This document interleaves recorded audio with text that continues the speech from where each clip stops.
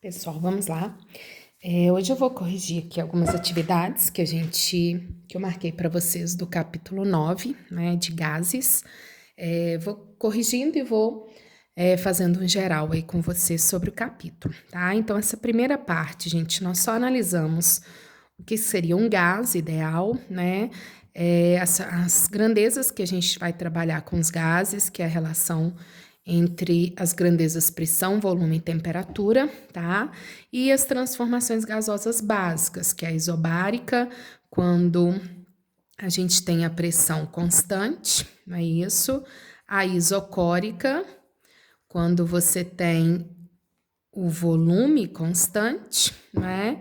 E a isotérmica, quando nós temos a temperatura constante, tá? Então, o capítulo fica basicamente só nessa introdução. Gases ideais, relação de pressão, volume e temperatura, né? E as três transformações básicas, tá? Depois a gente vai acrescentando mais informações quando a gente começar a primeira lei, certo? Então, tem alguns exercícios que de repente vai precisar de algumas informações que a gente ainda vai trabalhar, tá? Então, fica tranquilo que às vezes algumas dúvidas aí é de alguma coisa que a gente ainda vai ver, tá? Então, vamos lá. O primeiro que eu coloquei aqui foi o número 3, da página 356 de vocês, que são os primeiros aí conceituais. O número 3 fala o seguinte: o inventor constrói uma câmara frigorífica, né? Que uma vez fechada a porta, não permite qualquer entrada de ar, tá? O primeiro teste, a câmara é fechada e o sistema de refrigeração é ligado, né? Então, a gente tem a câmara lá, ela vai ser fechada e a gente vai ter um resfriamento daquele ar ali dentro da câmara, tá?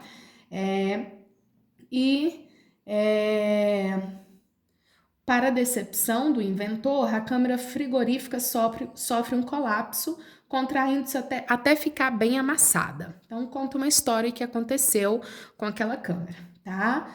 Para entender o fenômeno, considere o ar no interior da câmara frigorífica como um gás perfeito.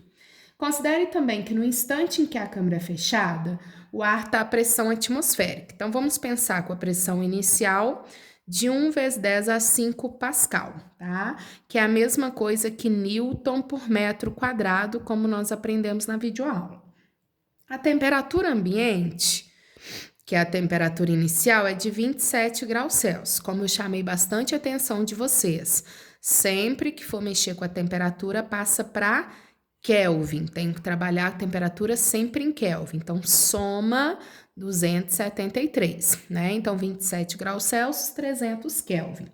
No instante que inicia-se o colapso, então, quando vai começar a esmagar aquele frigorífico, naquela câmara frigorífica, ainda não esmagou, tá, gente? Quando começa a esmagar, a temperatura lá dentro é de 7 graus Celsius, tá certo? 7 graus Celsius, tá?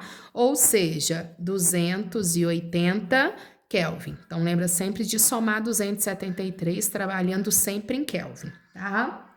E pergunta qual que seria a pressão no interior desse frigorífero quando chegou essa temperatura, tá? Então, gente, até começar o colapso, o volume daquela câmara continuou constante. Então, ela começou a ser esmagada depois que chegou nessa temperatura. Então, vamos entender o porquê. Ó, se a pressão é constante, eu tenho piti potó. Pressão inicial, volume inicial, vou colocar o pi aqui também. Pressão final sobre temperatura final. Pressão inicial, pressão final e temperatura final. Razão deles tem que ser igual, já que o volume é constante. Lembrando que a nossa fórmula é o pi VT Povotó, né? Posso cortar volume, tenho a relação de pressão-temperatura. Então, só fazer a continha, ó. Pressão inicial, 1 vezes 10 a quinta. Temperatura, 300. Então, se não deixar em Kelvin, a gente erra tudo, tá? A proporção fica totalmente diferente. Pressão, quando começa o colapso, 280. Fazendo essa continha, nós vamos ter 280 Deixa eu ver aqui quanto vai dar, ó. 280 dividido por 300, passando para lá, dá 0,93 vezes 10 a 5, né? Ou 9,3 vezes 10 a 4 Pascal. Mesma coisa que Newton por metro quadrado, tá? Então, aqui fica fácil a gente entender o porquê do colapso. Por quê, gente? Lá fora, a pressão atmosférica era de 1 vezes 10 a 5 Pascal, e lá dentro a pressão ficou em 0,93 vezes 10 a 5 Pascal. Então, a pressão de fora ficou maior que a de dentro, o que fez com que houvesse o colapso, que foi esmagando aquela câmara, né? Então, ele tinha que pensar na situação em que essas pressões precisariam igualar e teria um momento em que ia ficar menor lá dentro, né? Que é o momento que estaria resfriando, ia ficar menor. Então, essa câmara teria que suportar essa diferença de pressão nesse momento, tá joia? Agora, o próximo que eu coloquei aqui foi o número 6. Ó, o número 6, ele discute o seguinte, deixa eu ver aqui. Se a pressão de um gás confinado é duplicado a temperatura constante. Então, vamos lá, gente. Temperatura constante, fechou. Uma transformação isotérmica, né? Então, pressão e volume ficam constantes. Produto de pressão, volume fica constante, não é? Lembrando que a gente vai cortar a temperatura. Então, na temperatura constante, pressão e volume são grandezas inversamente proporcionais. Então, tá falando pra gente que a pressão vai dobrar. Se a pressão dobra, o volume vai dividir por 2, tá? Aí o exercício pergunta, qual que é a grandeza que vai duplicar? Então, ó, pressão duplicou, volume dividiu por 2. Então, massa duplica? Não, massa não muda, tá? Densidade. O que é densidade, gente? Massa sobre volume. Se a massa não muda, o que aconteceu com o volume? Dividiu por 2. Se o volume divide por 2, a densidade multiplica por 2. Então, quem estaria multiplicando por 2? A pressão e a densidade. O volume estaria dividindo por 2. Então, com certeza, letra B, tá? O outro fala peso, também não, que é massa e gravidade. O volume, né? Ele divide por 2, não multiplica. E a energia cinética, ela na verdade depende da temperatura e a temperatura ficou constante, tá joia? Então, seria a densidade dobrando porque o volume dividiu por 2, tá bom? O próximo que eu coloquei foi o número 7. O número 7 tem algumas coisinhas que a gente ainda não viu, tá? Mas tem algumas que a gente já consegue analisar com o que a gente já trabalhou. Então, dá pra gente ter certeza, né, da resposta. Então, a gente tem, olha, um trajeto aqui, que ele chama de A, N, M, que vai até o F, e tem um outro em linha reta aqui, que ele chama de A, B, C e D. Então, vocês têm os pontos e tá quadriculado aí, tudo bonitinho. Analise a afirmação correta.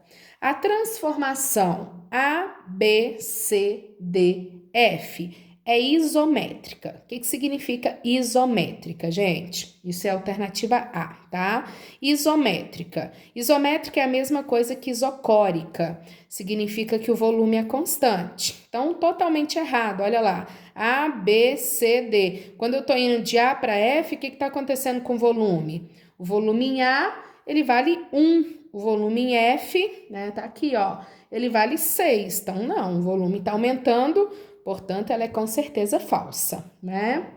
A letra B, ela fala o seguinte, a temperatura do gás no ponto M, então vocês vão pegar lá no gráfico, no ponto M, é menor que no ponto N, tá? Então, gente, pra gente descobrir toda vez, isso é dica, tá? Toda vez que você tem um gráfico, pressão versus volume, para você descobrir sobre a temperatura, você vai multiplicar. Então, se eu multiplicar pressão vezes o volume naquele ponto, e pressão vezes volume no outro ponto, se der igual, é porque a temperatura é igual. Se a pressão num ponto vezes o volume for maior que no outro ponto, é porque a temperatura é maior. Se o produto de pressão-volume for menor, é porque a temperatura naquele ponto é menor. Então, essa é a jogada. Tem um gráfico pressão versus volume. Vocês podem pegar em todos os pontos aqui e multiplicar pressão vezes o volume naquele ponto. O ponto que tiver maior produto vai ter a maior temperatura. Não quer dizer que você esteja calculando a temperatura, tá, gente? Você só está analisando quem tem maior e quem tem menor temperatura. Então, vou pegar lá no ponto N. No ponto N, vocês podem ver que a pressão é 3 e o volume é 2. No ponto M, a gente tem um volume 3 e uma pressão 2. O que está acontecendo? Multiplica lá, ó, 3 com 2, 6. 2 com 3, 6. Se o produto é igual, é porque a temperatura em N é igual à temperatura em M, tá? Então, essa é a jogada, vocês matam a charada. Então, a B também é falsa. Mesmo produto de pressão, volume em N e M, mesma temperatura, tá bom? Agora, vamos para outra. As temperaturas C e D são iguais. Vocês vão fazer a mesma coisa que eu acabei de fazer, gente. Vou pegar lá no ponto C e no ponto D, tá? Tá lá no gráfico de vocês. No ponto C, a pressão vale 4. No ponto C, o volume vale 3. Lá no ponto D, a pressão vale 3. O meu não tá certo aqui, mas a pressão vale 3. E o volume no ponto D vale 4. Então, vou lá, 3 vezes 4, 12. 3 vezes 4, 12. Quando eu multipliquei pressão em C, volume em C, ficou igual a pressão em D vezes o volume em D. Logo, a temperatura em C é igual à temperatura em D. Tá vendo? Então, mato a charada sem zebra, gente. Então, eu descobri que as temperaturas de C e D são iguais porque o produto de pressão, volume em C e D é igualzinho, tá bom? Então, com certeza, a nossa resposta certa é a letra C, tá joia? O outro fala que a transformação FMNA é isobárica. Não, porque a isobárica é pressão constante e a pressão tá aumentando, não é? E o outro fala que o gás volta ao estado A. Quando ele volta ao estado A, o trabalho é nulo. Então, essa parte a gente ainda não aprendeu, tá? Que é a parte de trabalho. Então, relaxa, essa alternativa é falsa, mas eu não vou nem entrar em detalhe, porque depois a gente vai discutir sobre as energias, né, na transformação gasosa, então a gente ainda vai falar de trabalho, tá bom? Mas pelo que a gente já viu, essa é a dica que eu dou para vocês. Multiplica pressão e volume no gráfico pressão-volume, você vai descobrir quem tem maior e quem tem menor temperatura e, obviamente, quem tem igual, tá bom? Então, vamos lá. O outro que eu queria fazer é o número 8. Ó, o número 8, ele fala o seguinte pra gente. Opa, peraí que eu me perdi. É esse aqui. A gente tem um cilindro, você tem um êmbolo, e dentro desse cilindro a gente tem um gás, tá? Que está ocupando uma altura H. O exercício fala, a figura abaixo representa um gás dentro do cilindro que está fechado e ele pode se mover livremente. Lembra o que a gente falou na nossa videoaula? Quando pode se mover livremente, é porque a pressão fica constante. A pressão que está atuando é a pressão do peso do êmbolo ali, tá? Então, não está mudando.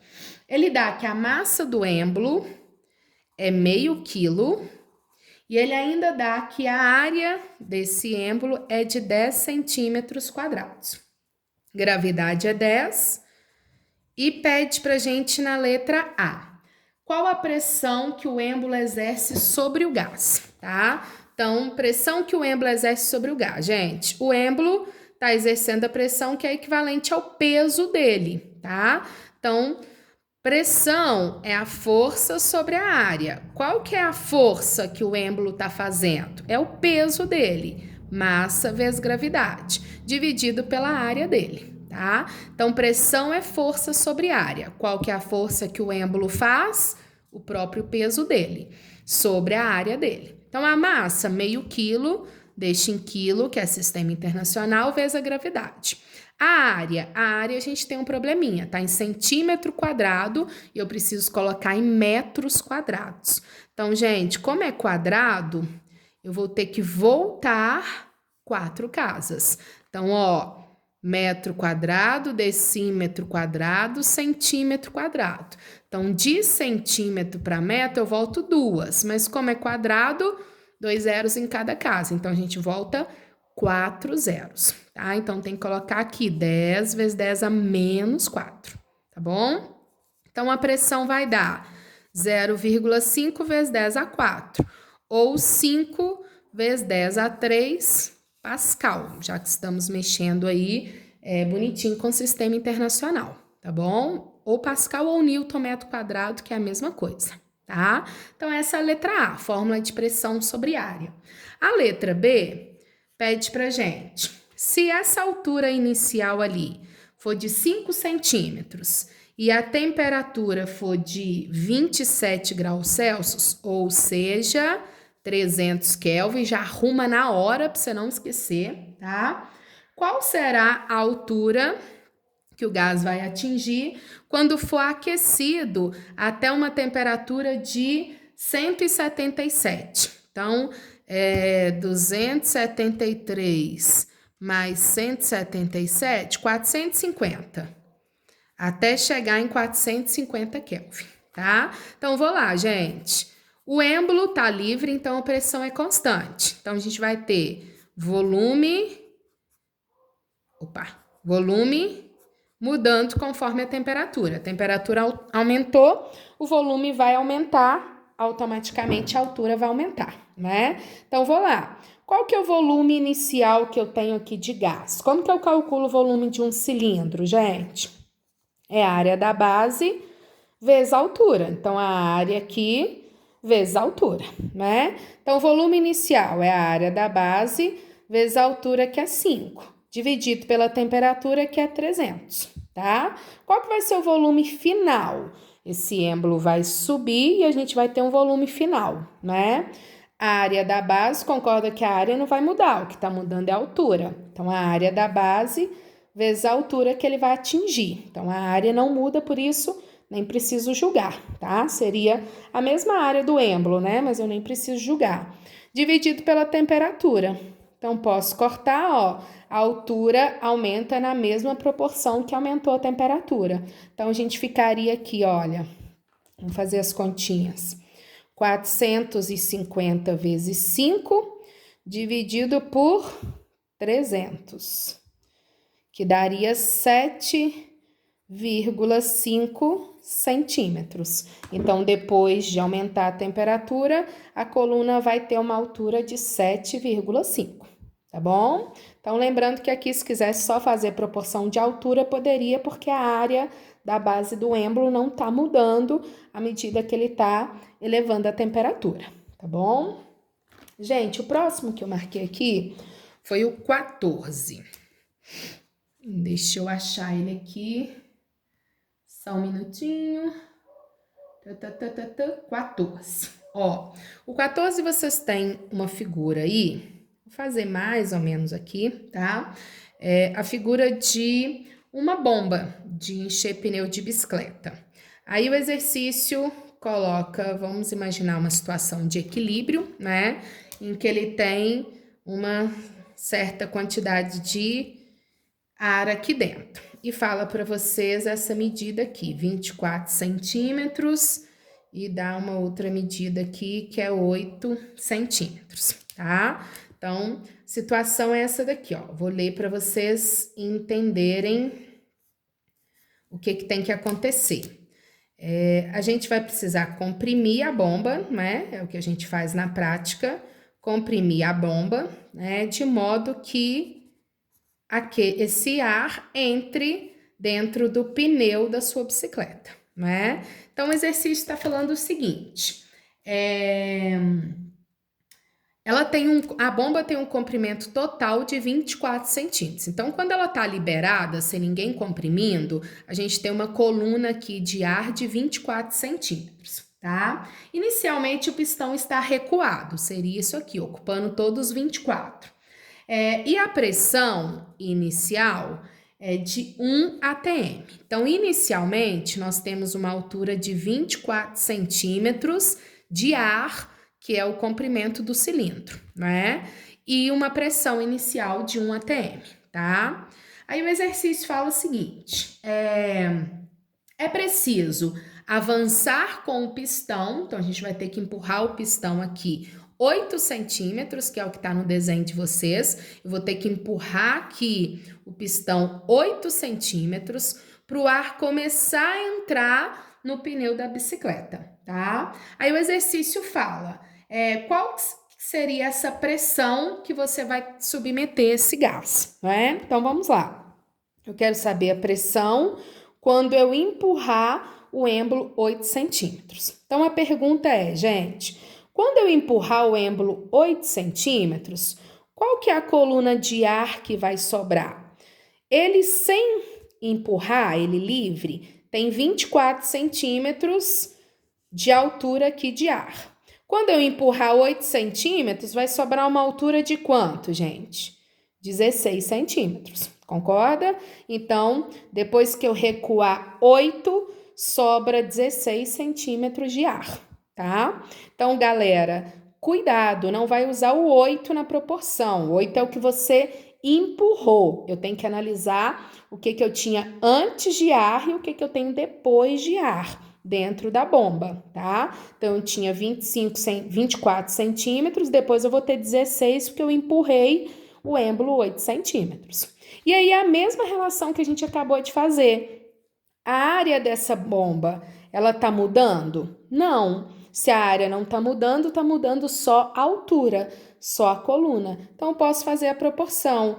A altura e pressão inicial está para altura e pressão final. Lembrando, olha, que a temperatura eu não vou mexer, porque o exercício pede para você considerar a temperatura constante, né? Então, a altura está representando o volume, já que a área é igual. Então, vai lá, pressão, volume, temperatura, pressão, volume, temperatura. Então, vou lá, 1 atm para uma altura de 24. Então, qual vai ser a pressão quando a altura for 16? 24 dividido por 16, 1,5 atm. Ou seja, temperatura constante, o quanto diminuiu a altura, aumentou a pressão, tá bom? Agora vamos pro 14, 16. Ó, próximo que eu escolhi aí foi o 16. Deixa eu achar ele aqui, tá, 16, ó. Utilizando-se uma bomba, também uma bomba, mesma análise do outro, tá? Pneumática, que tem no seu corpo, então, o total da bomba lá, ela tem um volume de 0,15 litros de ar, tá? Isso é o volume de ar dentro da bomba. Tiago enche um pneu de volume constante, o volume do pneu é 4,5 litros, tá? Ao nível do mar. Após bombear 30 vezes, então, gente, ele vai bombear, vai pegar aquela bomba e vai empurrar 30 vezes para encher o pneu. Então, olha lá, 30 vezes 0,15, concorda que uma bomba completa ali, cheia, tem 0,15 de ar. Então, se eu bombear 30 vezes, quanto de ar eu vou colocar dentro do pneu? 30 vezes 0,15, né? Então, tá lá, ó, 4,5 litros. Então, se o volume do pneu é 4,5, eu estou colocando 4,5. Isso quer dizer que o volume está constante, né? O volume que eu coloquei é o mesmo volume do pneu. Após bombear 30 vezes, pressão do ar contida no pneu vai de 1 atm até o valor que ele deseja, tá? Então, a pressão é de 1 atm, vai até o valor que ele deseja. Considerando o ar como ideal e que a temperatura também ficou constante, eu quero saber a pressão final no pneu, tá? Então, gente, o pneu tinha um volume de 4,5 antes, você encheu ele de ar, ele continuou com 4,5, né? O volume ficou constante, a temperatura não mudou. O que vai mudar a pressão do pneu? Se você pegasse aquele pneu vazio, né, com 4,5 de volume, mais vazio de ar ali, você teria uma pressão. Quando você foi colocando o ar ali dentro, no mesmo volume, você vai ter uma outra pressão. Você vai encostar, tocar o pneu, você vai ver que ele tem pressão diferente. Nesse caso, quem que mudou a pressão? Foi o número de mol. Né? Por quê, gente? O número de mol aí, ele mudou, certo? Então, quando a gente analisa o número de mol, ele vai mudar nessa situação, certo? Então, quem está mudando aí seria o número de mol. Então, você vai lá e vai fazer a expressãozinha, olha, PV igual a nRT, certo? Então, eu vou lá, ó. O volume e a temperatura vão ficar constantes. Então, volume inicial sobre temperatura inicial fica o quê? NR sobre P, né?